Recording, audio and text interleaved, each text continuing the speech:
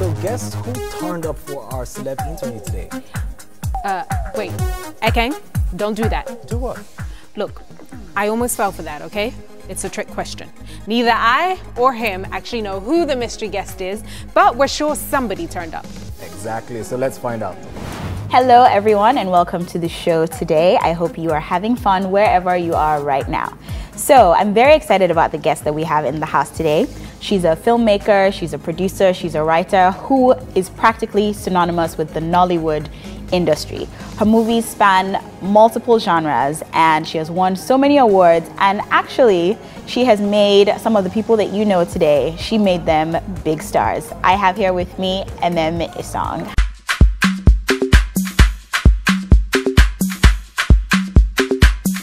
How are you? I'm great. I'm fine, thank you. Welcome to the show. I'm fine, thank you. You look really nice. I like your shirt. Thank you, and I like your look too. Thank you. So thank you so much for joining us. So we want to get to know a little bit more about you and kind of how you got started in the industry and all that. So I know that you were born and raised in Akwa Ibom State. Is that correct? Yeah. So tell me a little bit about your childhood and growing up. What was that like for you? I was born in Uyo, Akwa Ibom State, but I went to school in Calabar. I did my secondary school in Calabar, and I went to University of Calabar. I come from a family of 3. That's about it. So did you come from more of an academic family background or like an artistic family background? I would say more of academic.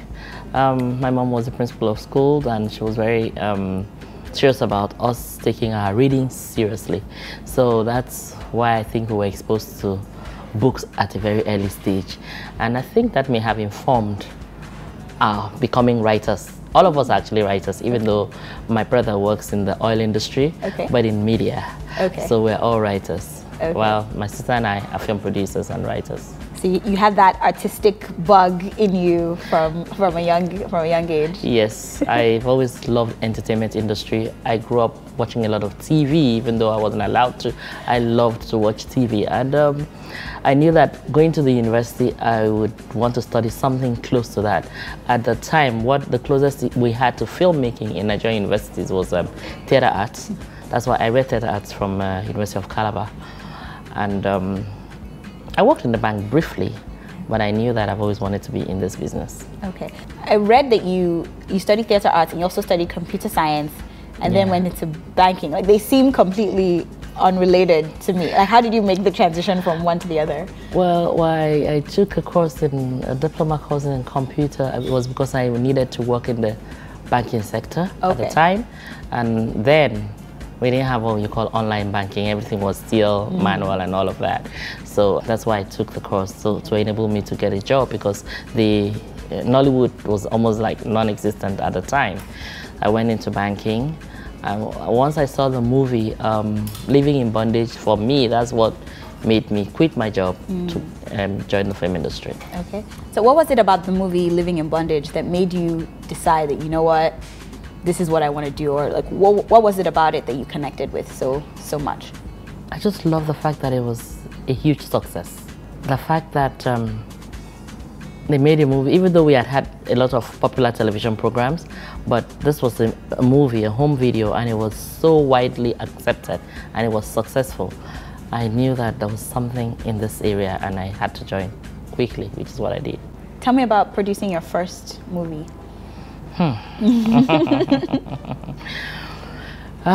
Producing my first movie was a huge challenge. I had actually, when I quit my job, I was going around town looking for money, trying to raise 2 million, 3 million at the time. I thought it would be easy. And that was a lot of money. That was a lot of money back then. Yeah. And then I was very young. Everyone was wondering maybe they thought I would run away with their money. Nobody paid me any heed. So I said, okay. But I knew that I had to produce that movie. I was going to find a way. I'd written the script. I was in love with it. I used to wake up, dream the scripts, wake with the script, everything. So I knew I had to do it. And when I couldn't find money, I said, well, I'm going to look inwards. I'm going to find a way to produce this movie, no matter what it takes. If I'm going to have to do all the crew members' job myself, I'll do it. So I looked around my family and friends. I had saved a little bit of money, and I asked my parents what they could give me in as much as they weren't finding it funny, of course they have to support their child. There's nothing they could do, so they gave me some money, and if I say the amount is unbelievable, but I made my first movie with 60,000 naira. Wow. It's unbelievable. 60,000 naira. I decided to. I took on almost everything myself. I was the welfare person on set. I was the costumer. I was makeup. I was everything. And but I always like to give thanks to Uncle Tunde Kilani, because when I was starting out, I liked his productions. I liked the productions of Amaka Igwe. I went to Uncle Tunde Kilani to ask for equipment, and I didn't have the money, and I asked. I just had a lot of boldness. I was young, I was adventurous, and I said, well, it wouldn't hurt to try. And I guess maybe it's the boldness or the fact he saw the passion, and he said, okay. Yeah, not only did he give me the equipment, he gave me some of his crew members to work with me, and I should pay when I'm able. So I only think dropped a little deposit of about 10,000 naira, which is crazy. But I was armed with this. I shot my movie, Breaking Point. Breaking Point. And I think the title was quite apt for me. I reached my breaking points with that movie. I did the best that I could, and I wanted to, and I actually premiered the movie. I was so passionate about it. Then there was nothing like that. Coming up next on EO Now. Ooh. I love Denzel and Idris Elba. You like the chocolate men. Oh, of course. I love it. Love it. I love it.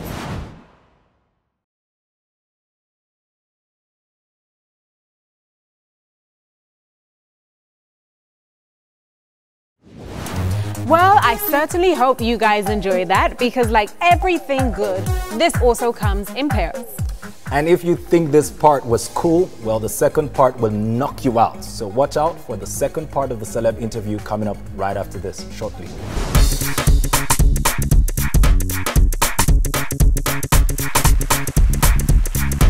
So obviously from Breaking Points to now, a lot has changed for you. How many movies would you say you've produced now? I think I've done about 50. 50? Okay. Yeah.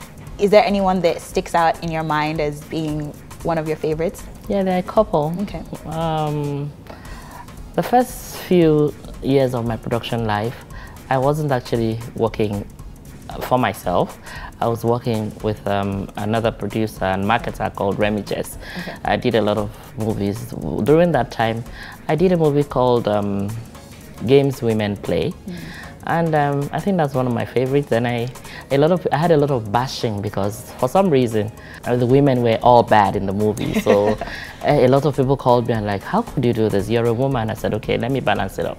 And I did Games Men Play. Okay. I still got a lot of bashing. Yeah, some of the other projects I've really been proud of and enjoyed, you know, shooting, Reloaded, Weekend Getaway, I'll Take My Chances, and of course one of my current movie showing in the cinemas now, Apaye. So tell us about Apaye, which is the current one in cinemas right now. What's it about? Apaye is a biopic. It's actually it was a movie that I did in memory of someone who died. I was commissioned to do the movie. I'd never done anything like this before. I'd never done any biography. This would be my first time. It was really challenging. Children lost their lives to malnutrition. Men lost their names. My husband. Especially going through the research, trying to make sure that I depicted everything as close to reality as as possible. I went to different states talking to the friends, the family members, while trying to get the story together, going back and forth with some of the family members to make sure that I didn't get it wrong. And during the shooting, we had to go into the creeks of Bayelsa, and where you couldn't reach by car or anything except by boat. By boat, wow. It wasn't funny at all. But I love the challenge. Discovered places I hadn't been to, other people's culture. It was, and then I was kind of affected in a way by the exemplary life that the lady in question lived. She was a selfless woman, and I think I picked one or two things, while researching that job. Okay. So what's your next project coming out? Knocking on Heaven's Door. Okay, I have to do a shameless plug right now, because Knocking on Heaven's Door was actually the first time I got a chance to work with you, and I have a small role in the movie. So I just had to say that. Okay, I'll let you. And I'm sure you'll be proud of the movie. We're getting ready to release it into the cinemas.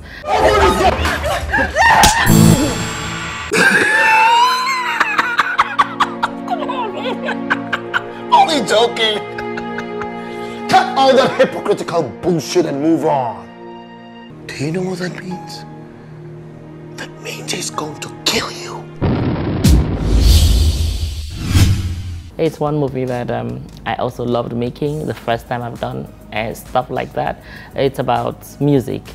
Being a woman, obviously in the Nollywood industry, I'm sure you've encountered your own set of challenges. Would you care to share some of that with us and how you've been able to overcome them? At the beginning, yes. A lot of people didn't take me seriously. I attributed it to the fact that I'm female, but like I always say, producing is not gender biased.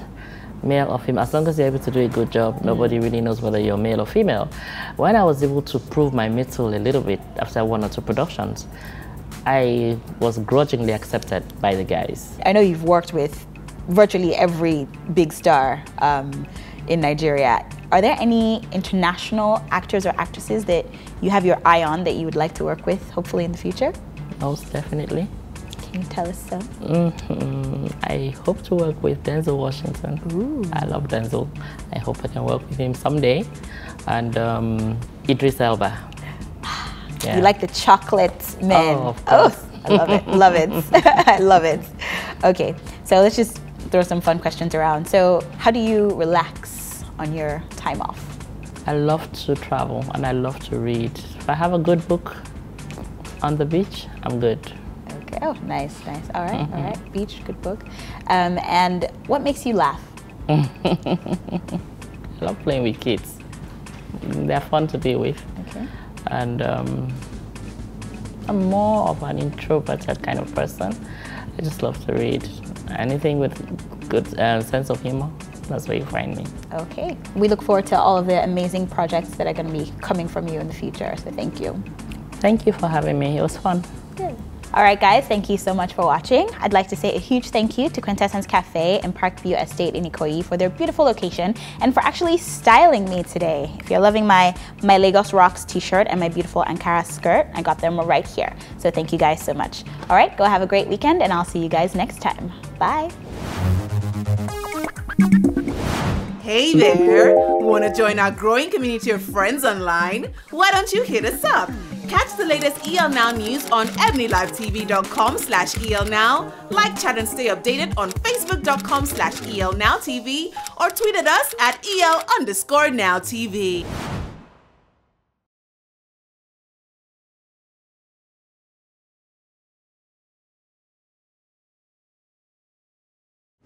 You know, time flies when you're really enjoying yourself, right? Exactly, that's really true. I was just thinking of the weekend and how it usually speeds up, and like a lovely dream, it ends too quickly.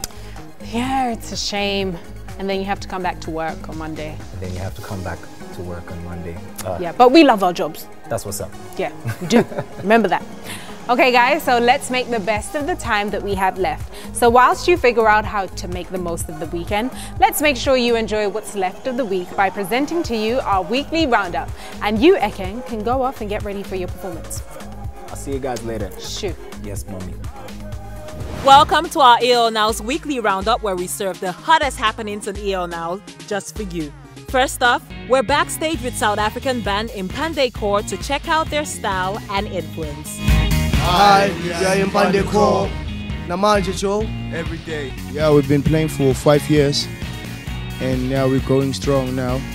You know what they say, strong whiskey, strong years. One time.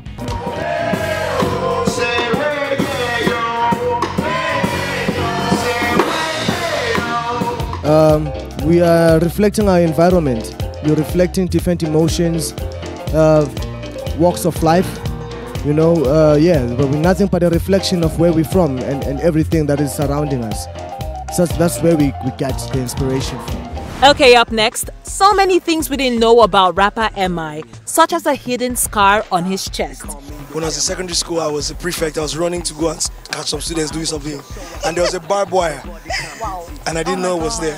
And so I ran into it, and the students, like the juniors, were actually there laughing at me, like and then I ran back. So I have a scar here and there, and they look like birthmark or something, but it's two different incidences. We hope those junior students can see you touring the world and smiling to the bank. Toilet swag, they rocking that cheap shit. And then we move on to a wacky quote from Wizkid Balogun. What shall it profit you to fix Brazilian hair of 150K and catch your boo sleeping with a girl on low cut? Wizkid. And that's it on our EL Now's weekly roundup. I'll be sure to catch you guys next week. So guys, that's what's up for this week on EL Now. But before we go, Ekeng is going to sweep the ladies off their feet today and of course make the lads out there green with envy. And today's song is a special dedication to the head of the entertainment department, our very own Queen of the Congo, Miss Sandra Amadio, who will be celebrating her big day tomorrow. Sandra, big kisses, we love you. Ekeng, please take it away.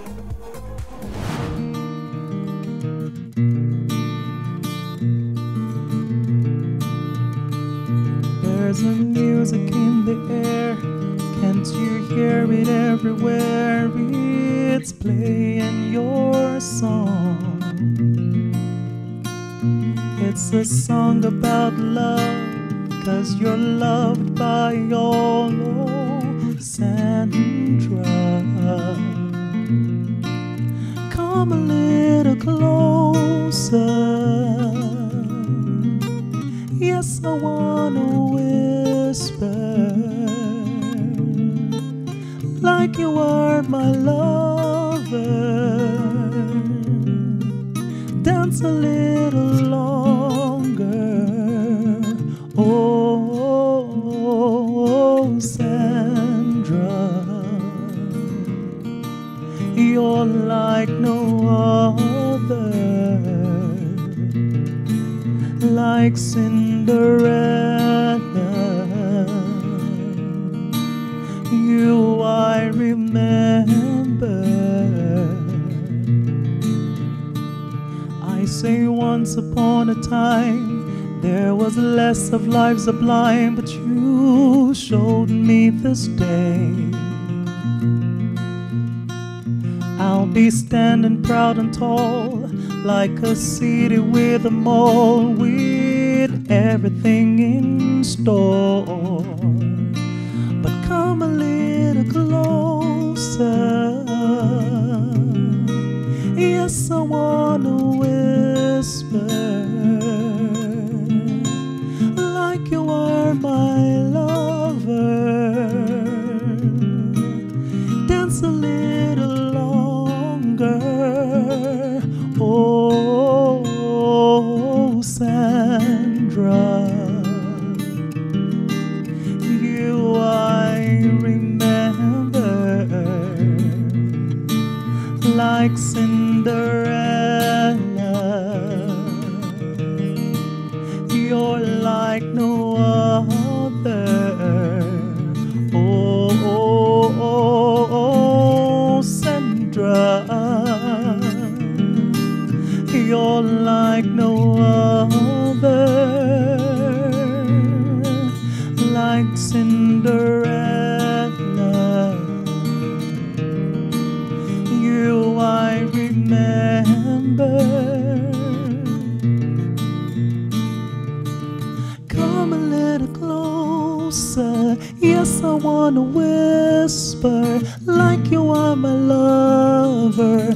Dance a little longer. Come a little closer. Yes, I wanna whisper like you are my lover. Dance a little longer. Come a little closer. Hey, like you are my lover. I wanna whisper. Please dance with me a little longer. Can I do it again? Can I do it again? Come a little closer. Hey. Yes, I wanna whisper, baby, like you are my lover. Ooh, dance a little longer.